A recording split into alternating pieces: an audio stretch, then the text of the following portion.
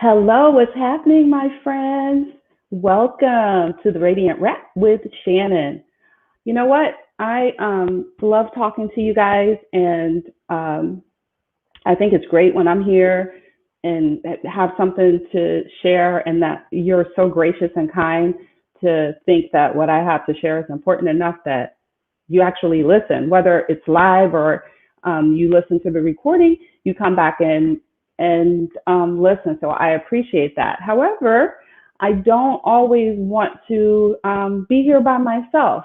So I thought it would be nice to invite guests because there are so many special, anointed, blessed people that have gone through some things and they really do have a lot to share. They may not be, like on the international or even national stage, but they have really powerful stories. And I'm so excited because one of those individuals is here with me today.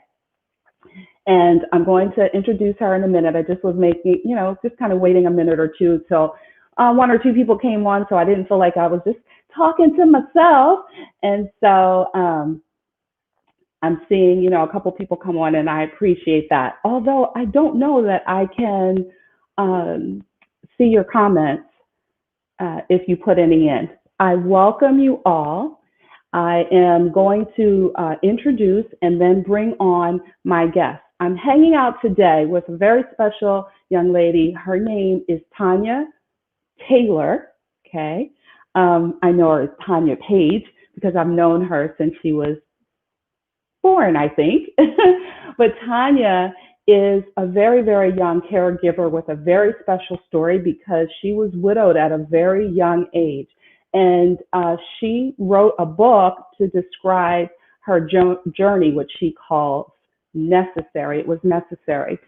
So through her professional and personal life experiences, that's what she's going to talk about. So I'm going to bring on Tanya here. Hi. Here she is. Hi, Tanya. Welcome. Welcome. Thank Thank you. you so much for coming today. Thank you for having me. I appreciate it.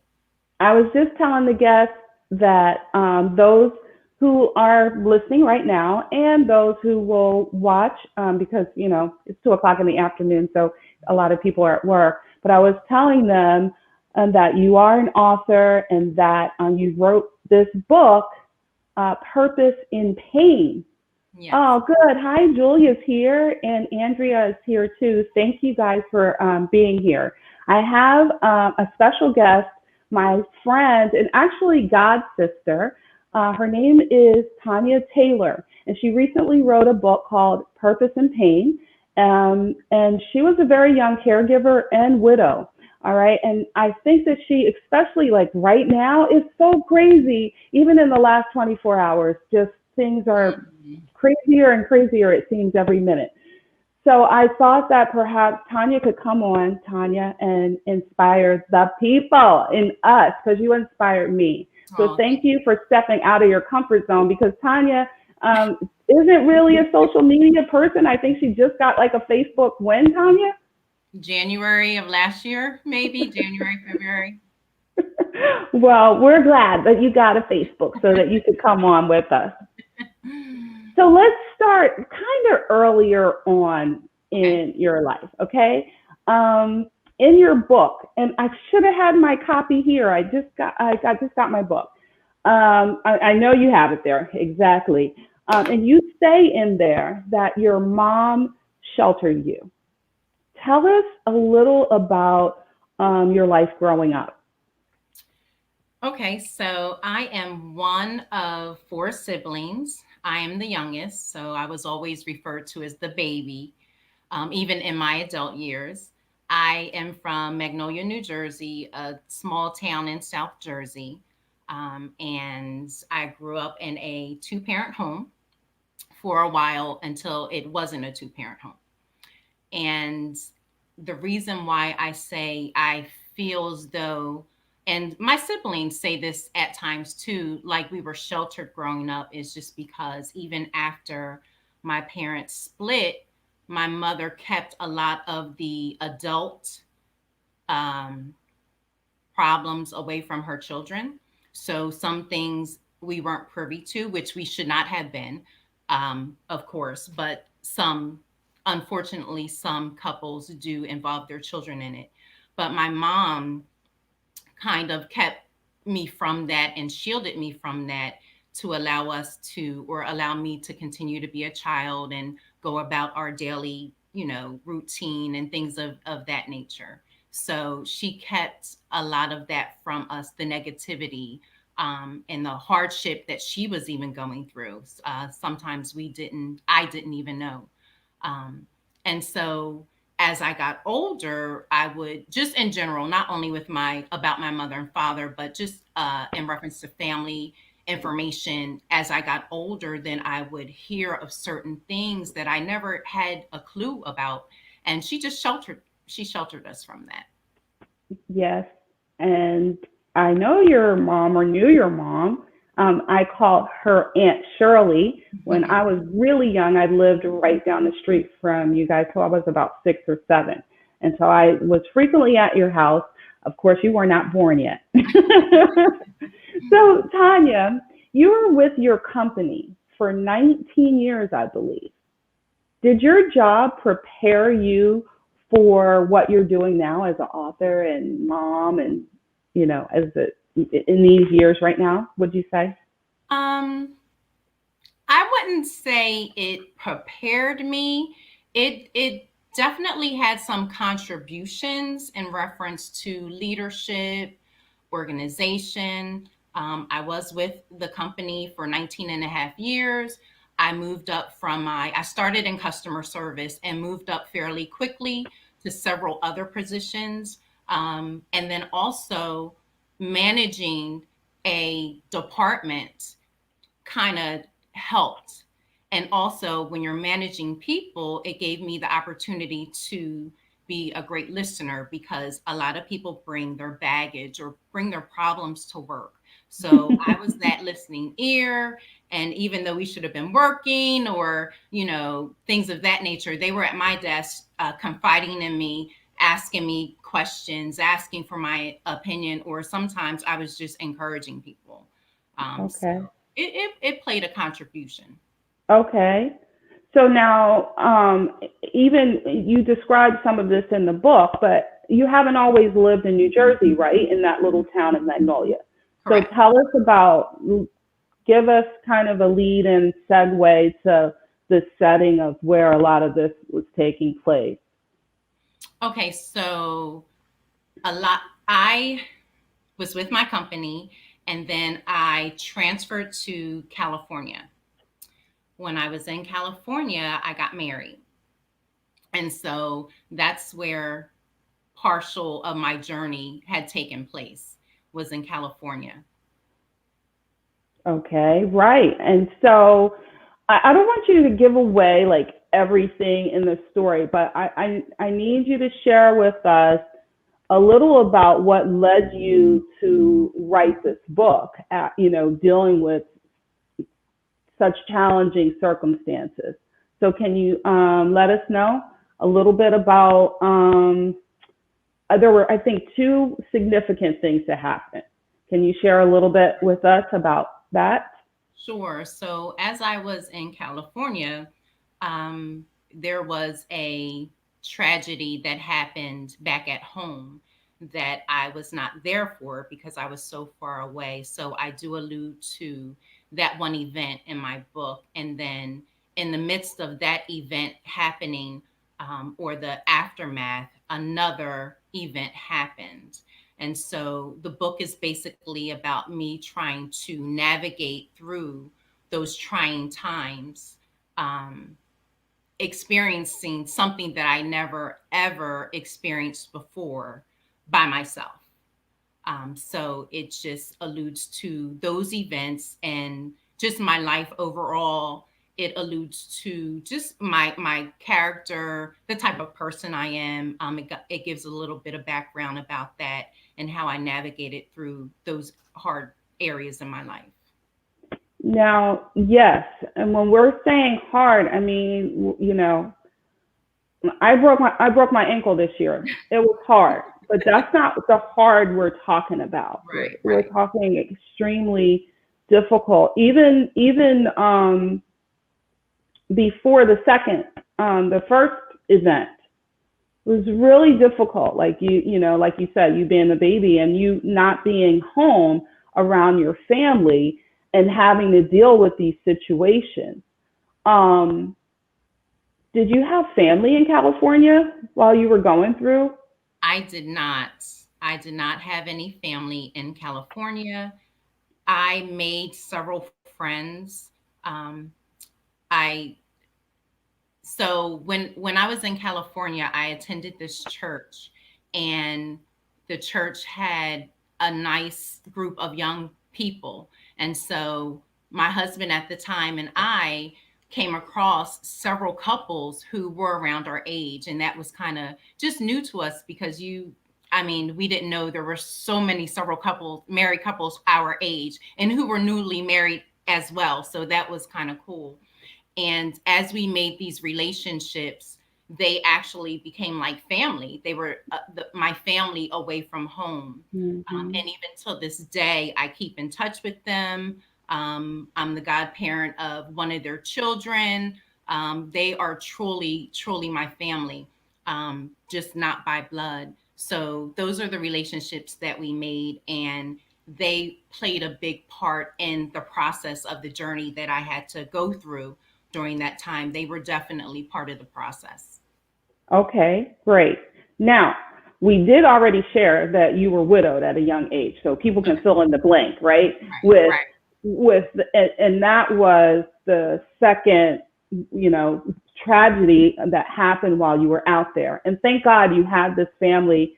I guess God knew what He was doing, surrounding you with a support system while you were away from home, which I can relate to because I haven't been in Jersey for a really long time, and I have my family that I'm not related to here in Florida.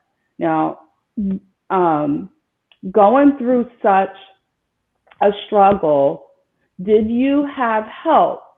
Like, how did you struggle with it, with receiving help? We know you had this support system, but was that hard for you receiving help?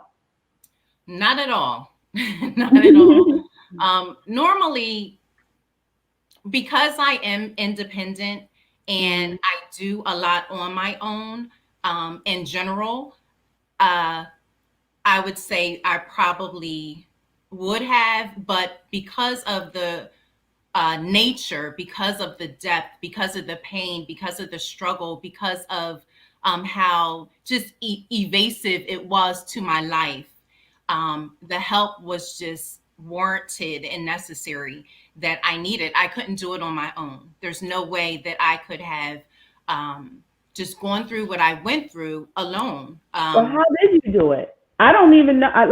How did you? A lot of people. I know a lot of people. I can't say a lot, but I know several widows that were widowed at a really, young age and unexpectedly too. How for someone that is going through that, the loss of a loved one right now, even, um, how do you, and they're struggling with it, how do you, or what words do you have for them? I would say family, of course, they're tangible, but your faith, my faith is what got me through wholeheartedly. Just knowing that this event was beyond my control, and Mm. because of that, you need to draw strength. You need to draw some type of joy. You need to draw some type of hope from somewhere. And I am a Christian. I believe in Jesus. He is my savior and he is real. And because of that, I put my faith and trust in him to bring me through. So at a young age, as I went to church, the word, the Bible, the word of God was instilled in me. And I was able to take a withdrawal from that bank to sustain me through what all I was going through. So are you saying that there was still joy while you were going through that situation?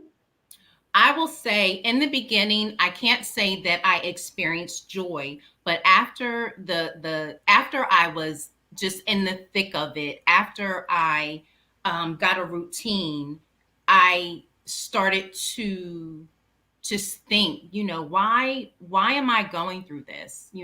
Why did this have to happen to us? We're young, our lives just begun.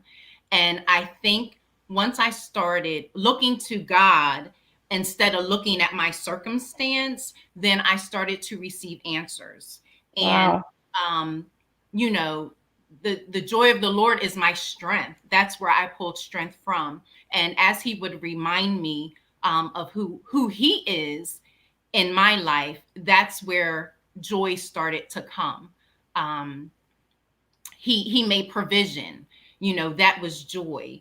When my husband did take ill, and there was only one income in our household, and California is expensive as all get Mhm. out.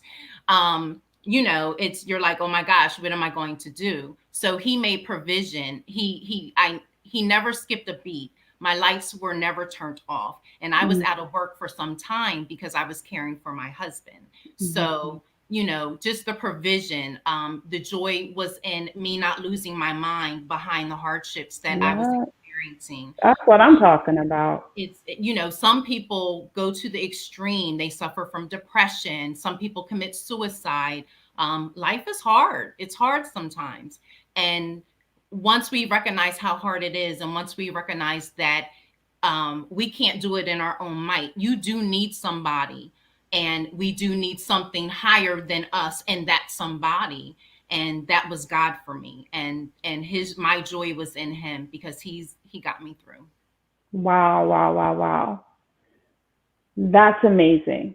That's amazing. And because, you know, like I said, I know people are dealing with stress of, I mean, stressing over emails because they have 200 of them, so Right, we're right. stressing over everything. And this was, such a tragedy. And so for you to say that, Julia is saying, wow, what an awesome God. I admire your strength, Thank Tanya. you. Thank you. Yeah. Yeah, thank you, Julia, for sharing that because I agree. What an awesome, powerful testimony. I want to ask you, okay, so that happened. You were widowed, so young, so super young. Did you feel like, did you ever think you would fall in love again? Would you find love again? Um, hmm. I really never had thought about it after the fact. It was Really? just more, okay, Lord, just what would you have me to do now? Help me to just get my footing back, my emotions, myself. Let me just kind of pour into me for a moment. He will bless you with your heart's desires. And I loved being married. I did desire to be married again, but that wasn't my focus after the fact. Um, However, when I did pray about it, where, what direction He was leading me in, what did my future hold? He knew that was the desires of my heart, but my one stipulation was all you. Nevertheless, your will be done, all of you. I don't want to choose. I don't want to do any of that. And then I did say, God, if they find me, they will find me at Walmart and ShopRite, or those were like the only places I went, or at my mom's. Are you serious? So I Seriously, first of all, I have to say, like, I'm so proud of you, and I'm so moved because um, I only knew you as a little girl. I mean, I haven't, like, even when you were going through all of what you were going through, I would hear through your sister or through my mom and or through your mom sometimes. And of course, I was praying for you, but I wasn't in contact with you.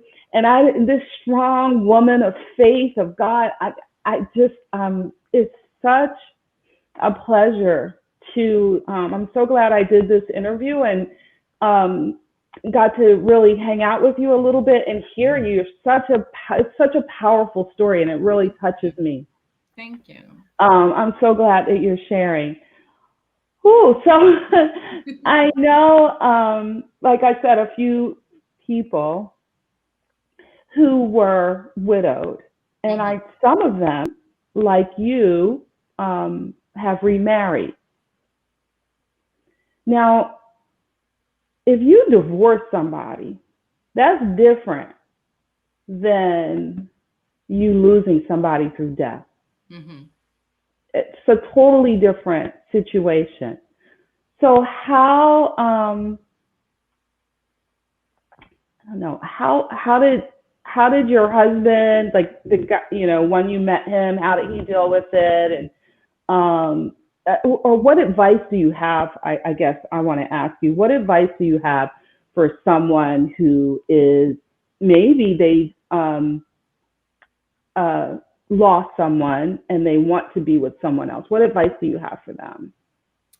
I would first tell them grieve, to grieve, um, so that as they move on in the future, that if their grief has not been dealt with, um, you don't want it to spill over into your marriage. Um, so and meaning, so let me give clarity.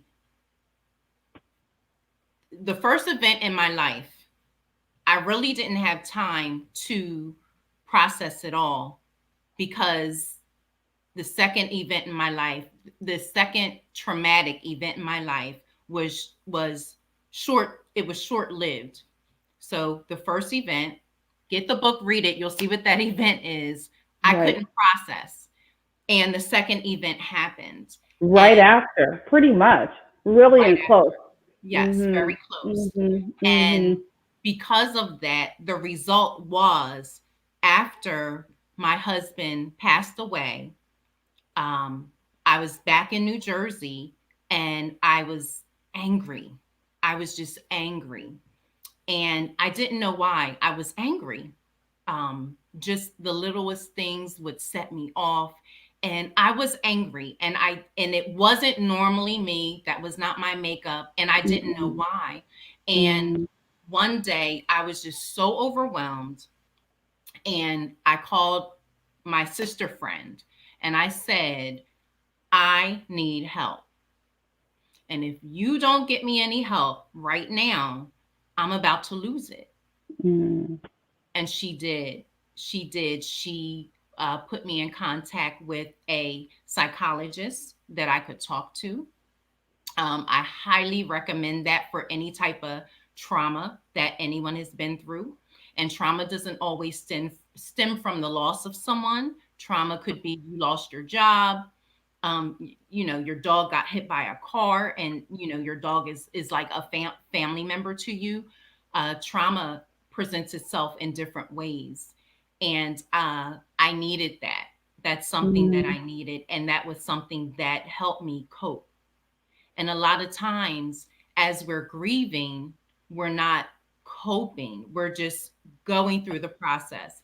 So, emotion. back to what I was saying, I was so blindsided by just the turmoil that was on the inside of me, that I had to get help. And even though I never was suicidal or anything, um, but I can equate it to, I felt like I was going to have a nervous breakdown. I had never had a Mm, nervous breakdown before. I don't know what it feels like, but I think that's what it felt like, or I mhm, was on the urge of having one. So I think if someone wanted to get married, as you were saying, in the future, that they need to deal with the losses, the trauma, the stress in their life prior to moving forward, so that it can be healthy, that they can have a healthy marriage, that they can have a healthy relationship. now, what if, because from what I understand, you are blessed to have a really healthy relationship. So, what advice would you give to the person that's married to the spouse that has lost someone? Because, I mean, there must be memories that you have, or like, are you able to express that? You had a love for someone Hmm. else. So, how do you navigate that in your relationship? Well, when I was giving God my laundry list of meeting this person in Walmart or at ShopRite, I told him that I needed someone who was patient, who was understanding, and who was a gentleman. And he delivered. He truly delivered. And sometimes we think there's things that we may want, but it's not always good for us. And God gave me what I needed, and that was the person I'm married to today. Hey babe, hi Lawyer Taylor. So my husband Lawyer, he is a gentleman. He is very patient and kind, and he's so passionate. And so that's what I needed. And he has not once ever been intimidated by my past. He has always been he has allowed me to be able to share my story, to express my feelings even with him. And he never once judged me, and or ever felt a certain way about it. So let me share this little Wow. story. We went to a concert. This was years ago. We went to a concert, and it was Kurt Franklin, Marvin Sapp, and Donnie McClurkin, and it was called the King's Tour, something like that. Three Kings or the King's Tour. Mhm. And Mhm. so when I was living in California, another thing that kind of sustained me and got me through was Marvin Sapp. Music really, really heals the soul, or it will soothe your soul. Mhm. So, a song in particular that I always listened to was Never Would Have Made It. And, Mm. he says, I never would have made it. I never would have made it without you. I would have lost it all. But that was one song, and then he has another song called My Testimony. And it says, so glad I made it. I made it through spite of the storm and the rain, the heartache and pain. Still I'm declaring I made it through. See, I didn't lose. And I experienced loss at a major cost, but I always had faith in you. And so those were some of the words that got me through. But so we're at this concert, and Marvin Sapp gets up to sing, and I absolutely love him. And I Mhm. think he wrote these songs for me personally, and he got up to sing. And if anyone knows Marvin Sapp, he had lost his wife of several Mm. years, his best friend, and that was a hard blow for him. So he still did the tour. He gets up to sing this song, and he couldn't make it through the song. Wow. He was just done. He was crying. He kept stopping. In the midst of him singing the song, I bust out crying. I mean, sobbing like the ugly cry. I bust out crying, and instead of my husband saying, "What's wrong with you?" or like, what's the deal? He automatically tapped in, and he knew, and he just Mm. consoled me. He rocked with me. He probably cried too, but I just didn't look Oh. over to see his face. But he automatically knew, and he wasn't offended. He wasn't like, okay, that's in the past, move on. Not once. And I did not have to say anything. He already knew, and he was okay with that. And so God really sent me him because he was able to even minister to me after the fact. Just that compassion, that patience, and that gentleness. And I love him and appreciate him for it. That's amazing. What a blessing. That has to be, only God can do that, because I would imagine, I feel like I'm hearing an echo. Sorry. Let me turn that off. I would imagine that sometimes people would be jealous, even if even if your loved one is deceased. They would feel like somehow a competition, or feel insecure about it. So That's wonderful. I'm really, really, really happy for you. Well, let Can I me ask you say this, something to that? Can please. I say something to Yeah, that? please. He recognized that this is my ministry. It was something that happened to me, but it's definitely my ministry.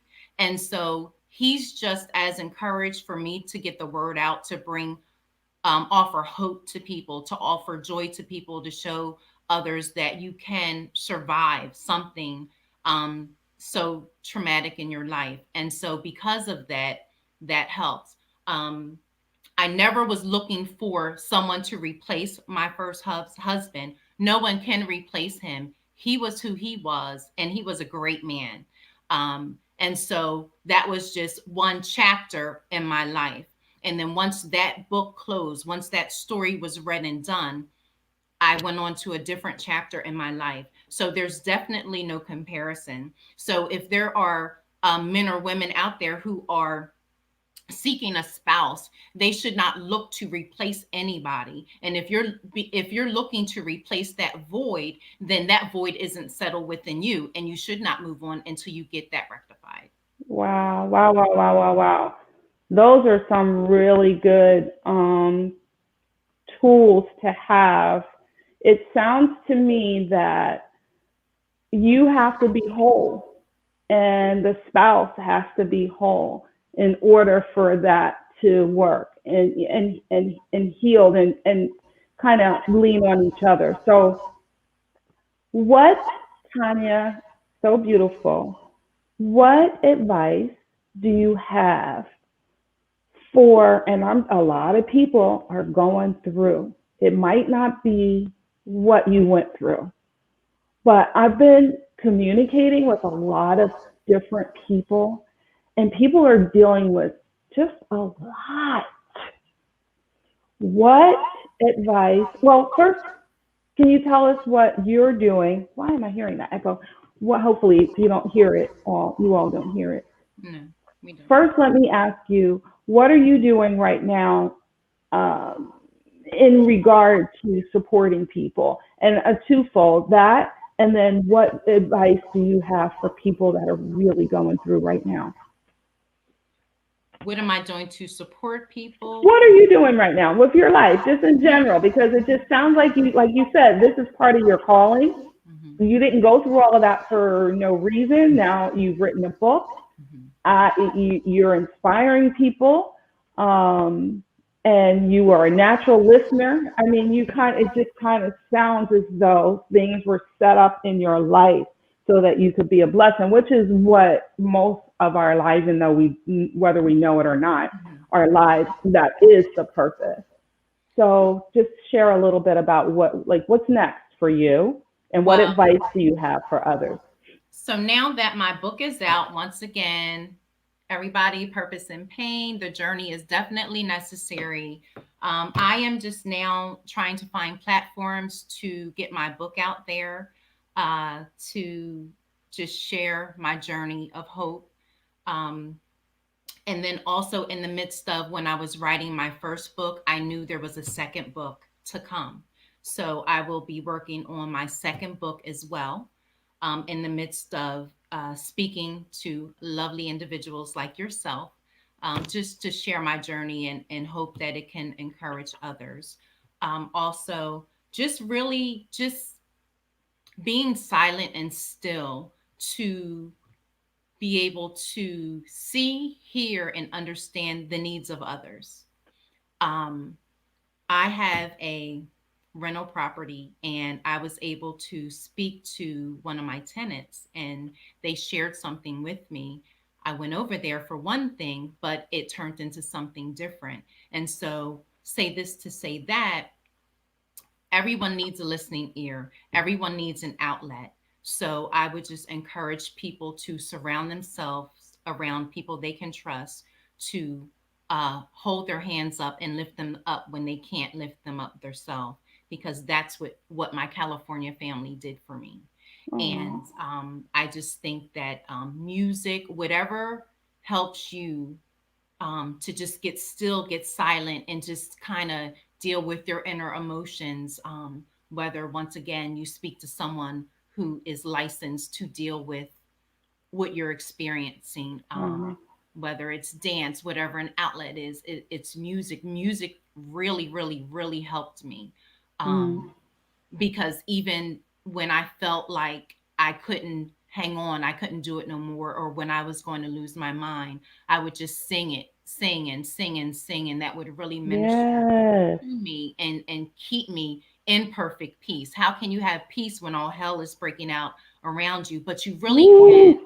And sometimes I would just stand outside of myself and watch it all unfold and still have peace because I knew God had me regardless. And even Mm. though I didn't understand or I could not predict what was going to happen next, I know that his word does not change. And I believe what his word says. And he has manifested and unfolded his word several times in my life to where as though when I think I can't make it, I look back to what he has brought me through, to other tragedies that I have ducked and dodged because his hand was on my life. So I would just, encourage people to um, seek out a higher being, seek out God. He Mhm. is real. Uh, be around people who can encourage you. Cut the cords to the people who are negative Right. or different Mm. entities that you need to remove out of your life because they will Mhm. bring you down, and then once you're Mhm. down they will continue on. So you Mm. have to be mindful of who's in your inner circle. Yes. um, you have I to just wrote just about that. get your mental health together because Mhm. you know it's real. It's real with the COVID, Yeah. all of the negativity that's going on in the world. But even in the midst of that, God still sits on the throne. He's not moved by it. So if Mhm. you hold on Uh-oh. to his word, you won't be moved either. It might be a Wow. little crazy and unbelievable, but you won't be moved because you know what he says the outcome will be. I win in the end. I'm more than a conqueror. I'm an overcomer. And you just got to continue to say those affirmations until you believe it when it's here and here. In And there. and and Say just it, girl. Say it now. Say it. Woo. Great. That's interesting. That's the third time this week I've uh, heard uh, or said, I said, then I heard it affirmed yesterday, and then I heard it affirmed again by you just now. When you're going through, look back at some of the other stuff you done already been through, and that can help you in that moment. That is so good. Tanya, oh, before we go, you Mhm. also have a little girl now, right? I do. You have a wonderful husband, and you have a little daughter, right? And how old is she? She is 3. Her name is Nia, and she is a joy. She's hilarious and a handful.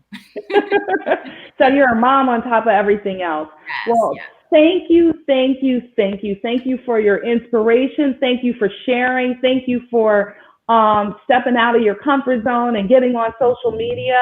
I just pray for blessings over this book and in your life. And I see it just manifesting into you helping so many people. God bless you, Tanya. And thank you again. Thank you, everybody, for hanging out with us for our Radiant Wrap. And I'll see you guys again soon.